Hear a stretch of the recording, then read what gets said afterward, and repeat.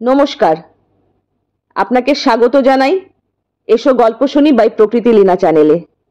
আমরা শুনছিলাম হ্যারিয়েট বিচার স্টো রচিত এক কালোজয়ী উপন্যাস আঙ্কেল টমস কেবিন বা টম কাকার কুটির। কেমন লাগছে আপনাদের এই গল্পটি শুনতে? যদি ভালো লেগে থাকে তাহলে লাইক, শেয়ার ও সাবস্ক্রাইব করবেন এবং সেই সঙ্গে বেল আইকনটিকেও প্রেস করে দেবেন। তাহলে গল্প আপলোড হওয়ার সঙ্গে সঙ্গে তার খবর পৌঁছে যাবে আপনার কাছে, আর আমিও পেয়ে যাব আপনার মতন একজন একনিষ্ঠ পাঠককে। তাহলে আর দেরি না করে চলুন শুরু করা যাক হ্যারিয়েট বিচার স্টোয়ের কালোজয়ী উপন্যাস আঙ্কেল টমস কেবিনের দ্বিতীয় পর্ব, চতুর্থ পরিচ্ছেদ, এলিজার পলায়ন। টম কাকার কুটিরে সেদিনের প্রার্থনা সভা ভাঙতে অনেক রাত হলো। ভক্তির আবেগে টম কাকা নিজের গোটাকতক বন্দনা গাইলেন। তারপর প্রার্থনার সময় খানিকটা উপদেশ দিলেন। পাড়াপড়শিরা যখন ফিরে গেল তখন রাত 12টা বেজে গেছে। টম কাকা আর তার স্ত্রী ক্লো তখন শোবার ঘরে জেগে। এমন সময় অন্ধকারে দরজার পর্দা নড়ে উঠল। ক্লো খুড়ি সেদিকে তাকিয়ে চেঁচিয়ে উঠলেন, কে গো? এত রাতে কে ওখানে পর্দার পাশে? পর্দাটা একটু সরে গেল। আগন্তুকের মুখটা দেখতে পেয়ে ক্লো আবার চেঁচিয়ে উঠলেন, এ কি সর্বনাশ! এ যে এলিজা মুখপুরী!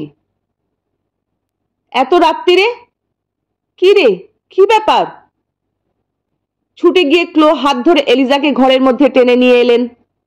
টম কাকা তাড়াতাড়ি অন্ধকারে একটা মোমের বাতি জ্বালাতেই সে আলোয় এলিজার ভয়ার্ত শুকনো পাংশ মুখ নজরে পড়ল। তার মুখের ফ্যাকাশে চেহারা দেখেই টম কাকা বুঝলেন নিশ্চয়ই কোনো সাংঘাতিক বিপদ ঘটেছে।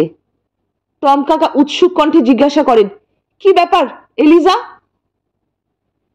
স্থির শুষ্ক কণ্ঠে এলিজা বলল, টম কাকা, ক্লো খুড়ি, আমি শুধু তোমাদের দুজনকে বলতে এসেছি, এই দণ্ডে আমি আমার দুধের শিশুকে নিয়ে এখান থেকে পালাচ্ছি। মনিব আমার জিমকে বেচে দিয়েছেন, আমার কাছ থেকে কেড়ে নেবে। কান্নায় ভেঙে পড়ে এলিজার কণ্ঠ। টম কাকা অবাক হয়ে বলেন, কি বলছিস তুই? মিস্টার শেলবি তোর ছেলেকে বেচে দিয়েছেন?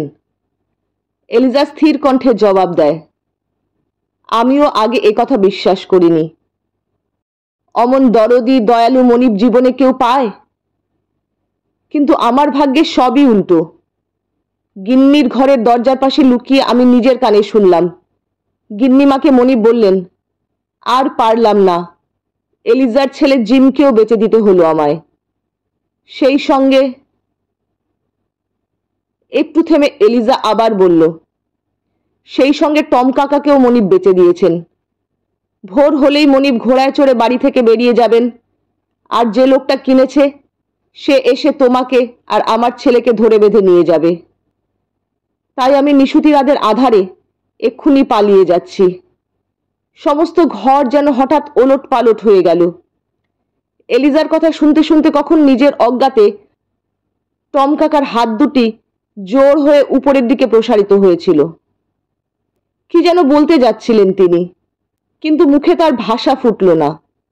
পাথরের মতন স্থির হয়ে দাঁড়িয়ে তিনি ভাবতে থাকেন, এ কি সত্য না স্বপ্ন? এতদিন পরে মিস্টার শেলবির মতন মহাপ্রাণ লোক তাকে দাস ব্যবসায়ীর কাছে বেচে দিলেন? এটাও কি সম্ভব? যখন বুঝলেন এলিজা যা বলেছে তার এক বর্ণও মিথ্যে নয়, তখন নিমেষে তার চোখের সামনে দুনিয়ার সব আলো নিভে গেল। এলিজার কথার মানে যে কি ভয়ানক তা ভাবতে গিয়ে থরথর করে তার সারা দেহ কেঁপে উঠল। তিনি পুরনো চেয়ারটায় অসহায়ভাবে হতাশ হয়ে বসে পড়লেন। ক্লো খুড়ি মাথায় হাত দিয়ে কেঁদে উঠলেন, কি সর্বনাশ! টম মনিবের কাছে কি অন্যায় করেছে যার জন্য তিনি টমকে এ সাজা দিলেন? সারা জীবন আমরা তার সেবা করে এসেছি, হে ভগবান! প্রভুভক্ত কৃতদাসী এলিজা তখনও মনিবের প্রশংসা করে বলে, মনিবের কোনো দোষ নেই, আমি নিজের কানে সব শুনেছি। দেখলাম মনিবের চোখে জল। তিনি বললেন, এছাড়া আর কোনো উপায় নেই। আমাকে দেনা শোধ করবার জন্য বাধ্য হয়েই এ কাজ করতে হচ্ছে। মহাজন বেটা ভারী পাজি, কিছুতেই শুনবে না। আর দেনা যদি শোধ না দেয় তাহলে সে নালিশ করে বাড়ি ঘরদোর সমেত সব কিছু নিয়ে নেবে। ক্লো খুড়ি বুঝলেন অত্যন্ত নিষ্ঠুর হলেও ব্যাপারটায় মনিবের কোনো হাত নেই।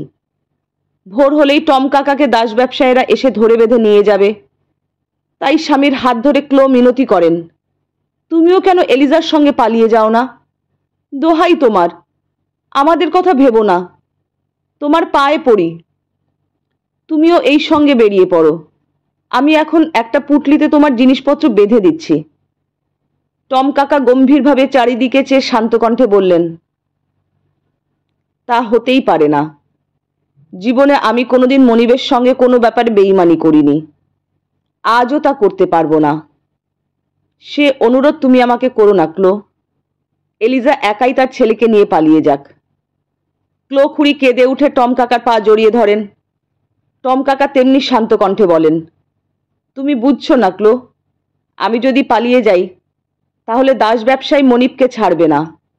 মনিবকে তো হয়রানি করবেই, সেই সঙ্গে আরও 10 জন নিরীহ লোক যারা এখনো মনিবের আশ্রয়ে নিরাপদে আছে তারাও বিপদে পড়বে। না না, লুকিয়ে পালানো আমার দ্বারা হবে না। ঘরের এক কোণে একটা ভাঙা পুরনো খাটে ছিল টম কাকার বিছানা। টম সেই বিছানায় শুয়ে পড়েন। এলিজা আর দেরি করতে পারে না, দরজার দিকে এগুতে এগুতে বলে, আমার ছেলের জন্য আমাকে পালাতেই হবে। কোথায় যাব কি করব তা জানি না। আজও বিকেলবেলায় হ্যারিস আমার সঙ্গে দেখা করতে এসেছিল। জগতে সেই আমার একমাত্র ভরসা, কিন্তু তার নিষ্ঠুর মনিব তার এমন দশা করেছে যে তাকেও পালিয়ে যেতে হচ্ছে।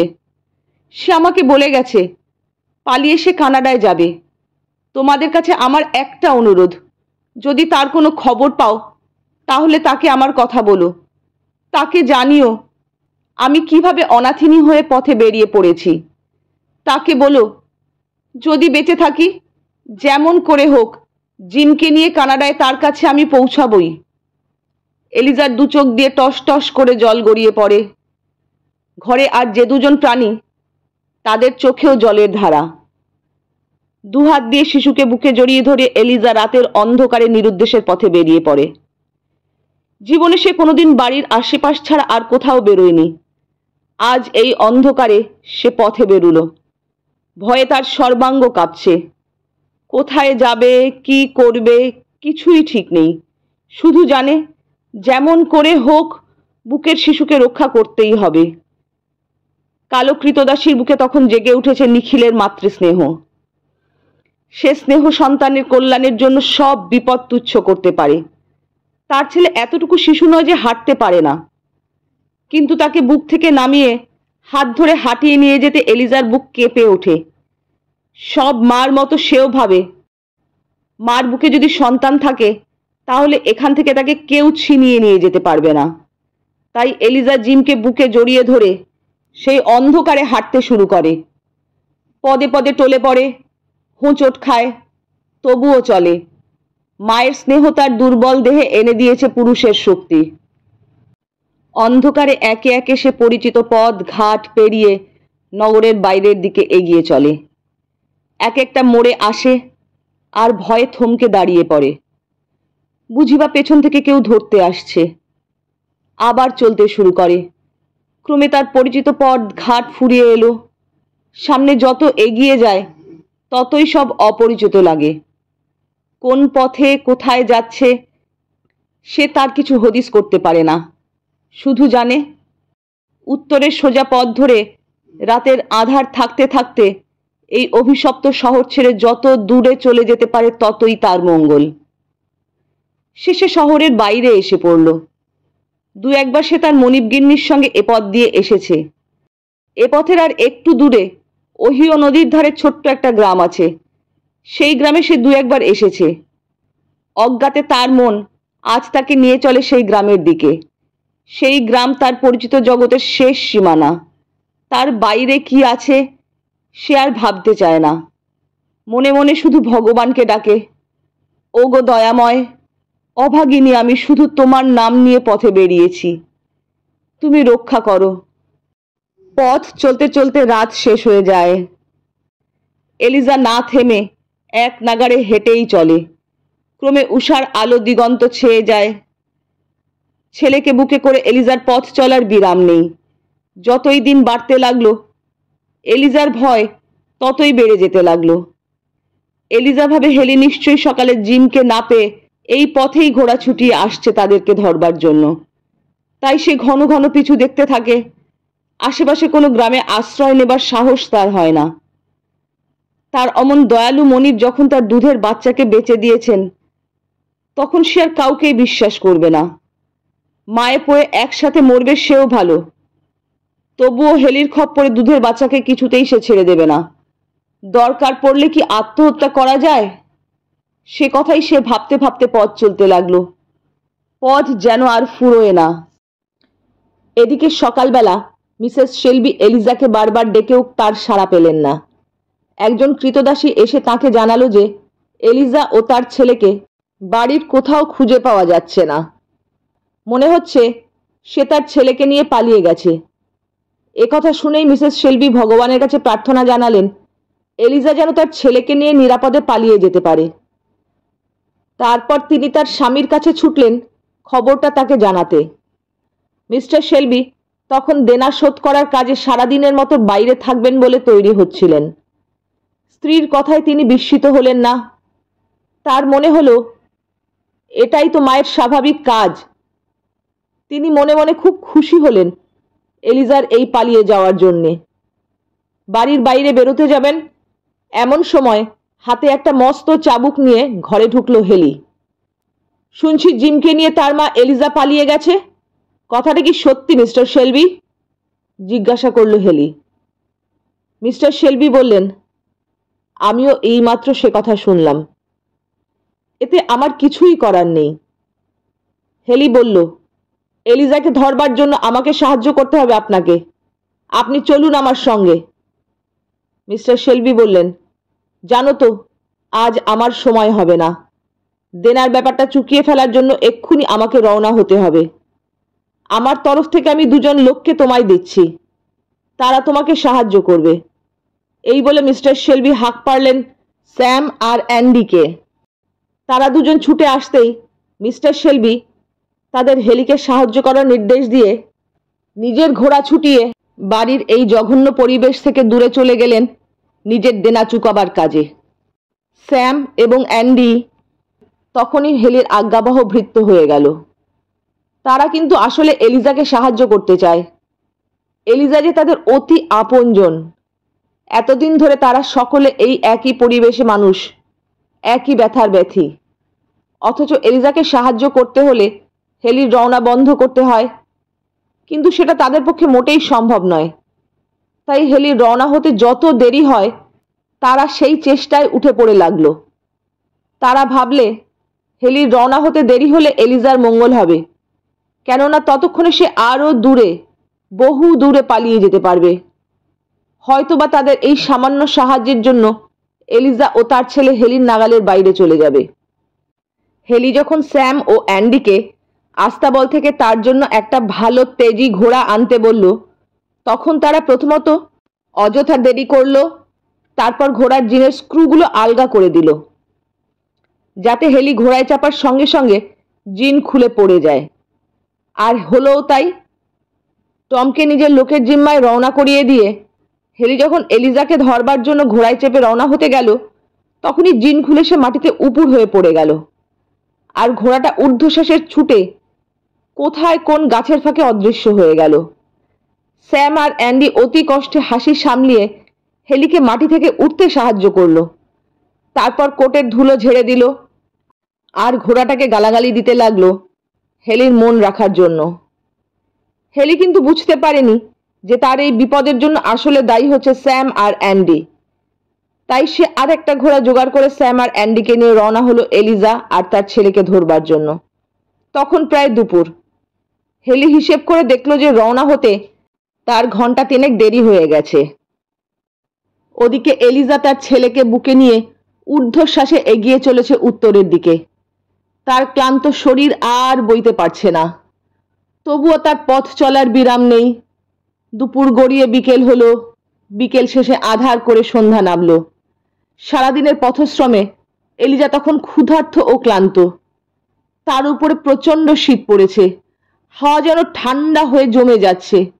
জিমের হাত পাও বেশ ঠান্ডা হয়ে গেছে, নিজের শরীর হয়েছে ভারী, কিন্তু তখন এলিজার এসব দিকে নজর দেবার মতন সময় নেই। কি এক অপূর্ব দৃঢ় মনোবলে নিজের শরীরকে টেনে হিঁচড়ে এক নাগারে এগিয়ে নিয়ে যাচ্ছে উত্তরের দিকে, আরো উত্তরে কানাডার দিকে, যেখানে গেলে তার ছেলের কোনো বিপদ থাকবে না। সন্ধ্যার মুখে ওহিও নদীর কাছাকাছি একটা গায়ের মধ্যে প্রবেশ করে দেখল দু একটা ঘরে আলো জ্বলে উঠেছে। সেদিকে না গিয়ে এলিজা নদীর খেয়াঘাটের দিকে চলল, কিন্তু খেয়াঘাটের কাছে এসে দেখল একখানাও নৌকা নেই। থাকবেই বা কি করে? সমস্ত নদী বরফে জমে গেছে। অন্ধকারে নদীর বুকে চাই চাই বরফ ভেসে চলেছে। এ অবস্থায় নদী পেরিয়ে ওপারে যাবার কোনো উপায় নেই দেখে এলিজা তীর ধরে এগিয়ে চলতে লাগলো। কিছু দূর গিয়ে নদীর ধারে এলিজা একটা সরাইখানা দেখতে পেল। সরাইখানার দরজায় উকি দিয়ে দেখল ঘরের ভিতর সরাইখানার মালকিন চেয়ারে বসে আপন মনে কি বুনছে। সামনের টেবিলে রয়েছে জলখাবার। বোনা রেখে মালকিন খেতে বসার জন্য টেবিলের কাছে এগিয়ে যাচ্ছে। এমন সময় দরজার বাইরে থেকে এলিজা কাতর কণ্ঠে ডেকে উঠল, মা, মা গো। হঠাৎ সেই কাতর ডাক শুনে সরাইখানার মালকিন ঘাড় ফিরিয়ে জিজ্ঞাসা করল, কে ওখানে? দরজার বাইরে থেকে ভয়ে ভয়ে এলিজা বলল, হ্যাঁ মা, নদীর ওপারে যাবার জন্য ফেরিঘাটে কোনো ফেরি নেই বুঝি আজ আর? ভেতর থেকে জবাব আসে, না, বরফের দরুন ফেরিঘাট বন্ধ রয়েছে আজকাল। কথা বলতে বলতে মালকিন দরজার কাছে এগিয়ে আসে। এলিজার কাতর মুখ দেখে জিজ্ঞাসা করে, কি ব্যাপার? ওপারে এত কি দরকার? কারো বুঝি শক্ত অসুখ করেছে? তোমাকে দেখে মনে হচ্ছে তুমি খুব বিপদে পড়েছ। ধরা গলায় এলিজা জবাব দেয়, হ্যাঁ মা, আমি বড় বিপদে পড়েছি। আমার এক ছেলের ভয়ানক বিপদ। কিছুক্ষণ আগে খবর পেলাম, তাই অনেকখানি পথ ছুটতে ছুটতে এসেছি।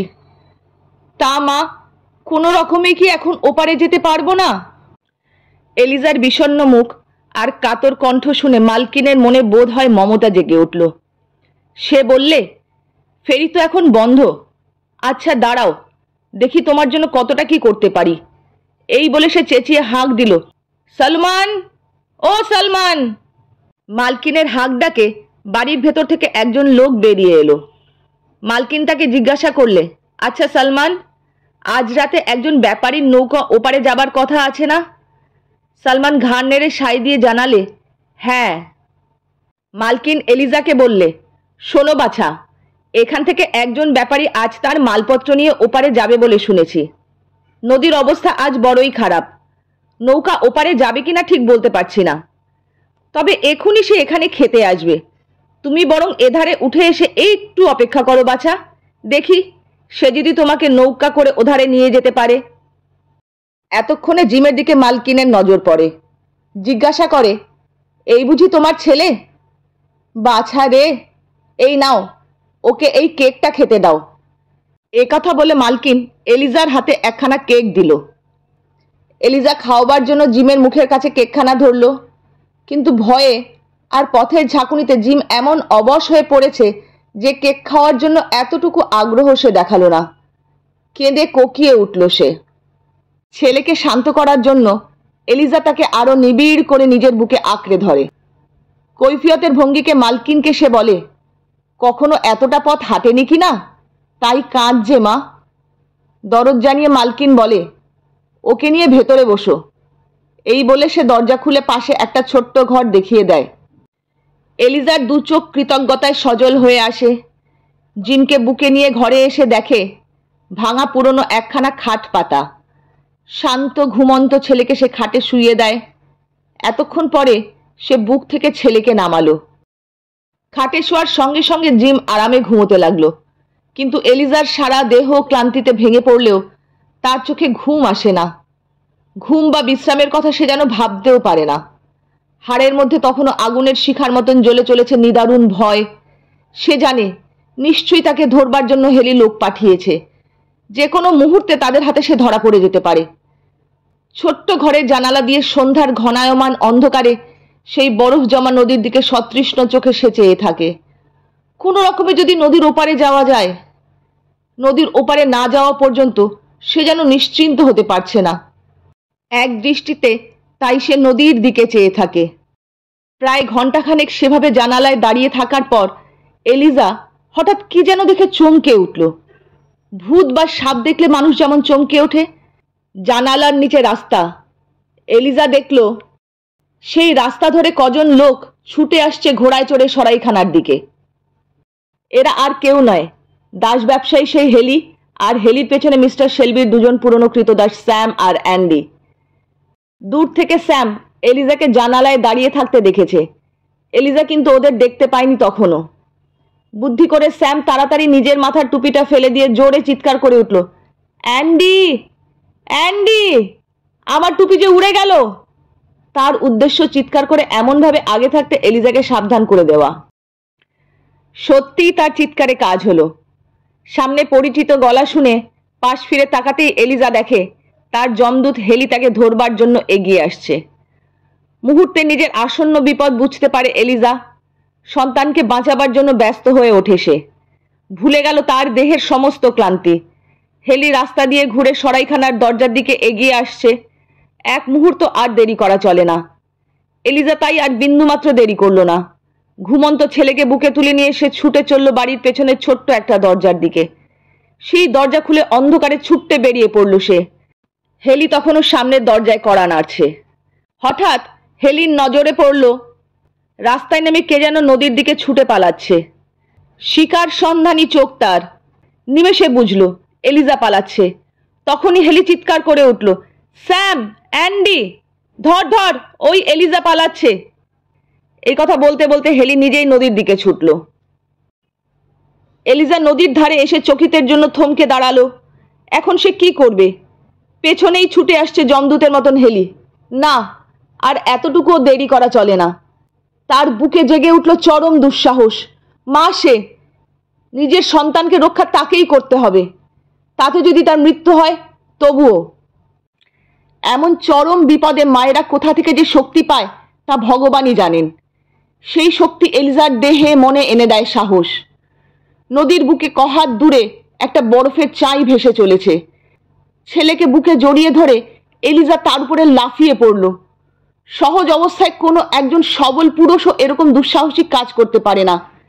কিন্তু এলিজার তখন দিক বিদিক জ্ঞান নেই। তার মনে তখন একটি মাত্র চিন্তা, যেমন করেই হোক ছেলেকে রক্ষা করতেই হবে। পাতলা বরফের চাই এলিজার দেহের ভার সইতে না পেরে ভেঙে টুকরো টুকরো হতে লাগলো। নিরুপায় এলিজা ছেলেকে সজোরে বুকে চেপে ধরে সেখান থেকে কহাত দূরে আর একটা বরফের চাইয়ে লাফিয়ে পড়ল।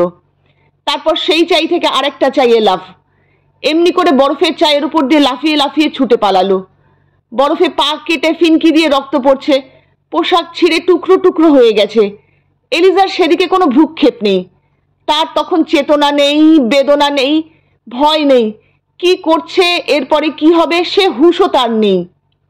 একমাত্র চিন্তা, যতক্ষণ না অবশ হয়ে মাটিতে সে ঢলে পড়ে যায় ততক্ষণ যেমন করেই পারে ওই শয়তানের কাছ থেকে দূরে, যত দূরে পারে পালিয়ে যেতে হবে তাকে।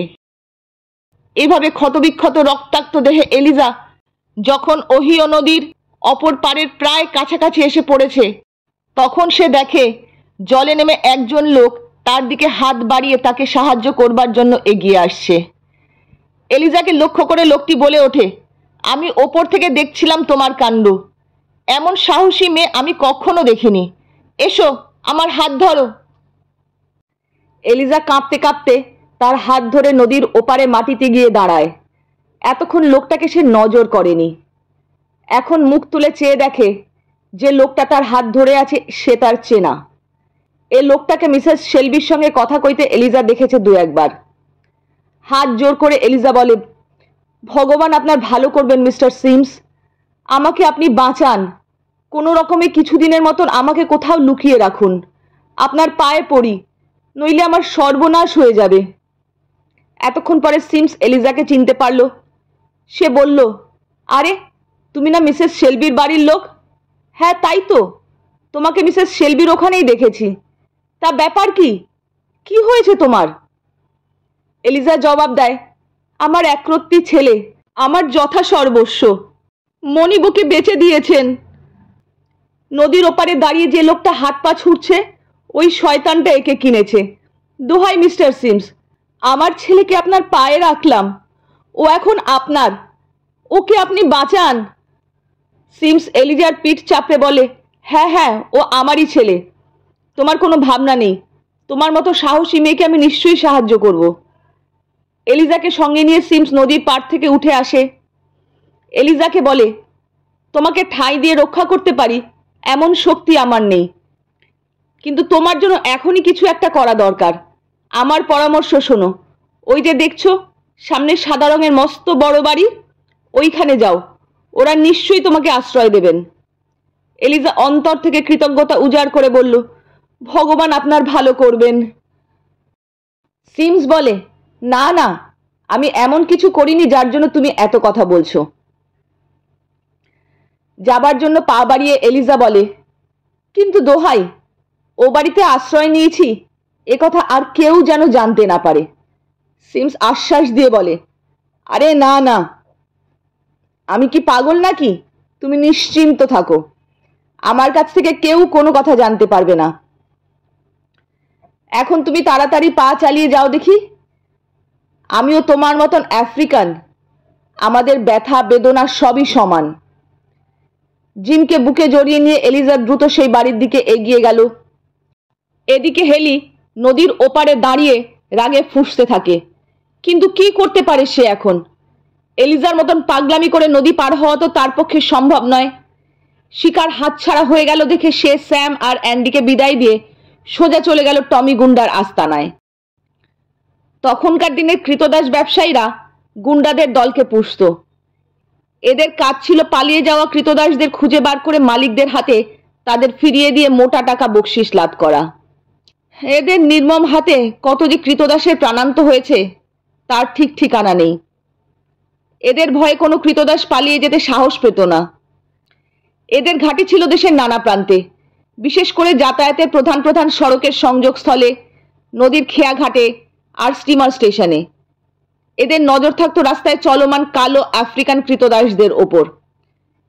এদের সন্তুষ্ট না করে কোনো কালো লোকই পথ চলতে পারত না। এদের মধ্যে টমি গুন্ডার খুব নাম ডাক ছিল। টমির কাছে গিয়ে হেলি ব্যাপারটা খুলে বলল। এলিজা ও তার ছেলের বর্ণনা দিয়ে হেলি ঘোষণা করলো তার পুরস্কারের কথা। এলিজার উদ্দেশ্যে গালি দিয়ে সে বলল, টমি, যদি তুমি ছেলেটাকে উদ্ধার করে দাও তাহলে ওই মেয়েটা হবে তোমার কৃতদাসী, ওকে বেচে তুমি অনেক টাকা পাবে। তখনই রাজি হয়ে গেল টমি। দলকে দল নিয়ে সে বেরিয়ে পড়ল এলিজা আর তার ছেলের খোঁজে। পঞ্চম পরিচ্ছেদ, এলিজার আশ্রয় লাভ। সেনেটর মিস্টার বার্ড রাজধানীর শাসন পরিষদ থেকে কাজ সেরে সবে বাড়ি ফিরেছেন।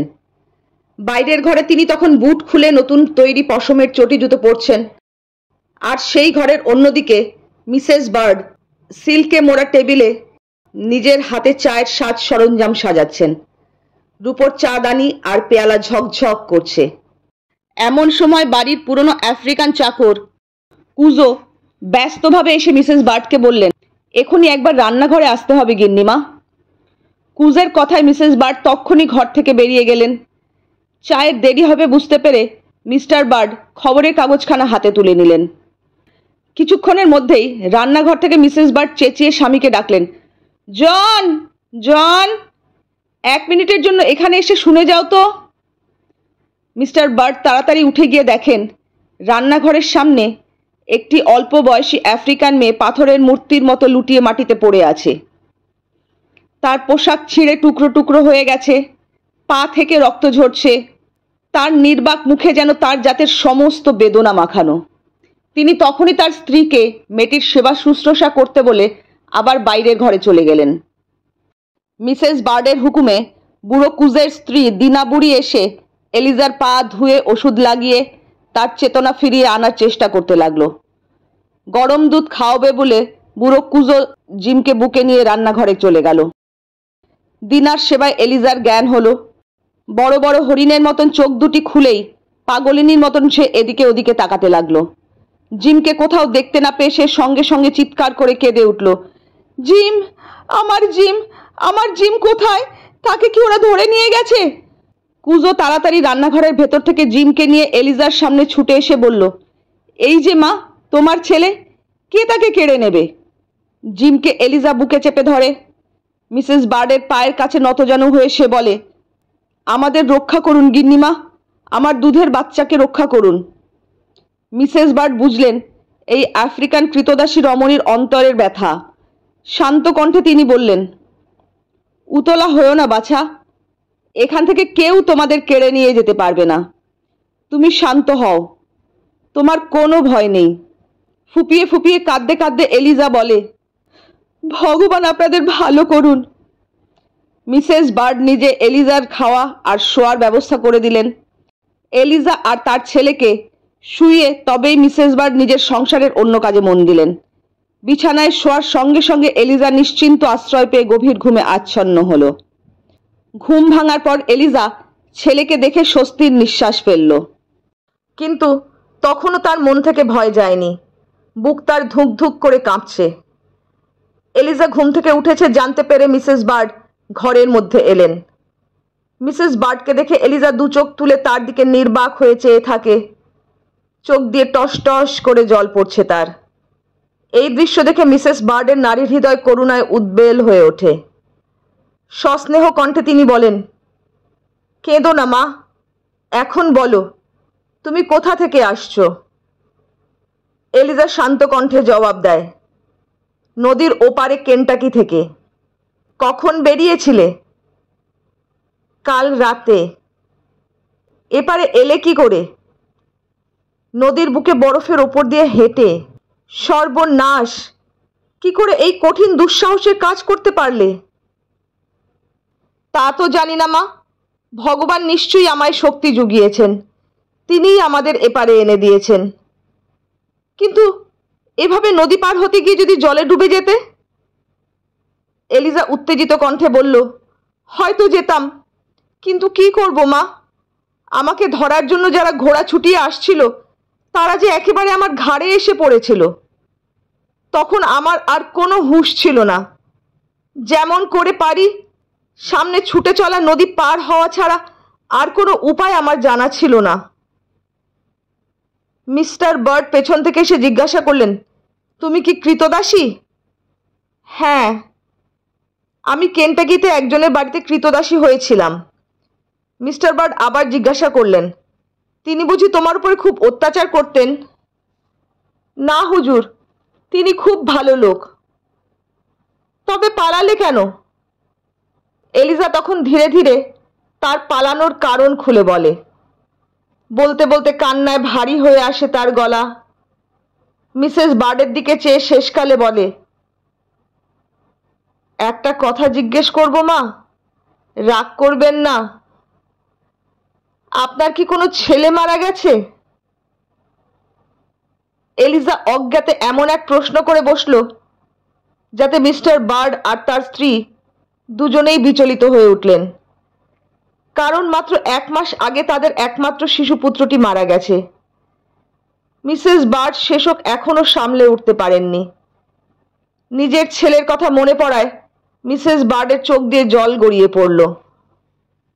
ব্যাপারটা বুঝতে পেরে এলিজা বলে ওঠে, তাহলে মা, আপনি বুঝতে পারছেন কেন এ অভাগিনী জেনে শুনে অমন বিপদ মাথায় নিয়েছে? মাগো, এই ছেলেই আমার সব। আমি জানি না, অথচ আমার ছেলে বিক্রি হয়ে গেল, তাই তাকে বাঁচাবার জন্য আমাকে মনিবের বাড়ি ছেড়ে পালাতে হলো। মিসেস বার্ড জিজ্ঞাসা করেন, তোমার স্বামী নেই বুঝি? হ্যাঁ মা, আমার স্বামী আছেন, তিনি আর একজন মনিবের কৃতদাস। সে মনিব ভয়ানক অত্যাচারী। তার হাত থেকে বাঁচবার জন্য তিনি কানাডা পালিয়েছেন। বোধহয় এ জীবনে আর তার দেখা পাবো না। কথাটা বলে এলিজা গভীর নিঃশ্বাস ফেলল। তা তুমি এখন কি করবে ঠিক করেছো? একটু সুযোগ যদি পাই মা, আমিও কানাডায় যাব। হ্যাঁ মা, কানাডা কি এখান থেকে খুব বেশি দূরে? নিরক্ষর অবোধ আফ্রিকান নারীর এ সরল প্রশ্ন শুনে কর্তাগিন্নি উভয়ে নীরবে মুখ চাওয়াচাওয়ি করেন। মিসেস বার্ড দীর্ঘশ্বাস ফেলে অজ্ঞাতে বলে ওঠেন, আহা। জবাব না পেয়ে এলিজা আবার কাতর কণ্ঠে জিজ্ঞাসা করে, বলুন না মা, কানাডা এখান থেকে কত দূর? মিসেস বার্ড বলেন, কানাডা কি কাছাকাছি বাছা? সে অনেক অনেক দূরে। তা নিয়ে এখন ভেবে তোমার কোনো লাভ হবে না। দেখি তোমার জন্য কতটা কি করতে পারি। এই বলে দিনার দিকে তাকিয়ে মিসেস বার্ড বললেন, দিনা, আপাতত আজকের রাতে তোমাদের ঘরেই ওদের একটা বিছানা করে দাও। তারপর ভেবেচিন্তে কাল সকালে দেখা যাবে। কিছু ভয় নেই বাছা, ভগবানে বিশ্বাস রেখো। একটা উপায় তিনি নিশ্চয়ই করে দেবেন। দিনার সঙ্গে জিমকে নিয়ে এলিজা তার ঘরে যায়। মিস্টার বার্ড স্ত্রীকে নিয়ে বৈঠকখানার ঘরে এসে গম্ভীর হয়ে বসলেন। দুজনেই নীরব। কিছুক্ষণ পরে মিস্টার বার্ড বললেন, মেয়েটিকে আজ রাতেই এখান থেকে সরিয়ে ফেলতে হবে। মিসেস বার্ড জিজ্ঞাসা করেন, কেন? বুঝতে পারছো না? যে লোকটা ওকে ধরবার জন্য এত দূর ঘোড়া ছুটিয়ে ধাওয়া করেছিল, সে কি আর চুপ করে বসে থাকবে? ভোর না হতেই মেয়েটির খোঁজ নিতে সে এখানে এসে হাজির হবে। কিন্তু এই রাতে ওদের কোথায় সরাবে? একটা জায়গা আছে। আমার এক মক্কেল কেন্টাকি থেকে নদীর ওপারে এসে এখান থেকে প্রায় মাইল 7 দূরে একটা নির্জন বনে জায়গা কিনে নতুন একটা বাড়ি তৈরি করে বাস করছেন। তার যত কৃতদাস ছিল সকলকে সে ছেড়ে দিয়েছেন। মেয়েটিকে তার বাড়িতে পাঠিয়ে দেব। ওদিকে কেউ বড় একটা যায় না, কেউ মেয়েটির খোঁজ পাবে না। তুমি কুজোকে ডেকে বলে দাও রাত 12টার সময় সে যেন গাড়ি ঠিক করে রাখে। আমি নিজে মেয়েটিকে সঙ্গে নিয়ে সেখানে পৌঁছে দিয়ে আসব। রাত 12টার সময় সারা শহর যখন ঘুমন্ত, সেনেটর মিস্টার বার্ড তখন এলিজা আর তার শিশুপুত্রকে নিয়ে রওনা হলেন। ঘণ্টা দুয়েকের মধ্যেই গাড়ি এসে তার মক্কেল জন ট্রাম্পির দরজার সামনে দাঁড়ালো। নিস্তব্ধ বাড়ি। কড়া নাড়তে বাড়ির চাকর জেগে উঠল। ট্রাম্পিকে খবর দিতেই তিনি বেরিয়ে এলেন। সেনেটর মিস্টার বার্ডকে দেখে অবাক হয়ে তিনি জিজ্ঞাসা করলেন, ব্যাপার কি সেনেটর? এত রাতে আপনি? আমি এসেছি তোমার কাছে একটা অনুরোধ নিয়ে। মানে, এই মেয়েটিকে আর তার শিশুপুত্রকে আশ্রয় দিতে হবে। এরা পলাতক কৃতদাস। পারবে কি তুমি এইটুকু সাহায্য করতে? ম্লান হেসে ট্রাম্পি বলেন, আমাকে একথা জিজ্ঞাসা করার মানে কি সেনেটর? আপনি তো ভালো রকমই জানেন যে এই জঘন্য কৃতদাস প্রথা যাতে চিরদিনের মতন উঠে যায়, সেজন্য আমি জান কবুল করেছি। মিস্টার বার্ড হেসে বললেন, সে কথা জানি বলেই তো তোমার কাছে এদের নিয়ে আসতে সাহস করেছি। ট্রাম্পি তখন এলিজার দিকে তাকিয়ে বললেন, তোমার কোনো ভয় নেই মা। আমি তোমাকে লুকিয়ে রাখবো আমার বাড়িতে। এখানে তোমার কোনো বিপদ হবে না। কৃতজ্ঞতায় এলিজা নির্বাক। তার যা কিছু বলার ছিল নীরবে চোখের ভাষায় তা মুখর হয়ে উঠল। এবার মিস্টার বার্ড বললেন, আমি তাহলে আসি ট্রাম্পি। তোমার হাতে মেয়েটিকে সঁপে দিয়ে সত্যিই আমি নিশ্চিন্ত হলাম। এই বলে ট্রাম্পির হাতে $10 একটা নোট দিয়ে তিনি বললেন, এটা তোমার কাছে রাখো ট্রাম্পি। মেয়েটির দরকার হলে তাকে দিও। হাতে হাত মিলিয়ে সেনেটর মিস্টার বার্ড বিদায় নিলেন। মিস্টার বার্ড চলে গেলে ট্রাম্পি এলিজার দিকে ফিরে বললেন, এসো মা, বাড়ির ভেতর এসো। এরপর এলিজাদের কি হলো? ওদিকে টম কাকারই বা কি হলো? জানতে হলে সঙ্গে থাকতে হবে আগামী পর্বগুলোতে। আমার গল্প পড়া আপনাদের ভালো লাগলে লাইক, শেয়ার ও সাবস্ক্রাইব করতে ভুলবেন না। সেই সঙ্গে বেল বাটনটিকেও ক্লিক করে রাখবেন। তাহলে আমার গল্পের খবর পৌঁছে যাবে আপনার কাছে, আর আমি পেয়ে যাব আপনার মতন একজন সুহৃদয় বন্ধুকে। তাহলে আর দেরি করব না, আজকের মতন আসবো। অপেক্ষায় থাকবো। আপনাদের মূল্যবান মতামতের জন্য। তাহলে আসি, টাটা।